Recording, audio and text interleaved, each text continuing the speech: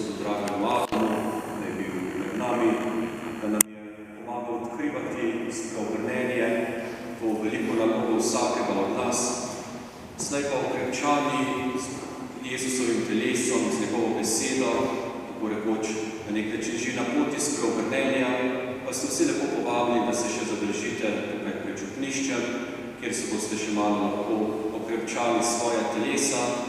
Hkrati pa boste za spomin tudi dobili podobico, tako da bo spomin na to romanje sem navrli v svetemu Pavlu še naprej prisotno v naši življenji.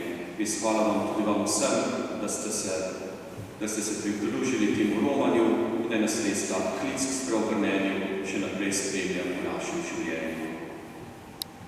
In zato naj nas spremlja Božje blagoslov. Gospod z nami. In s tvojim duhom.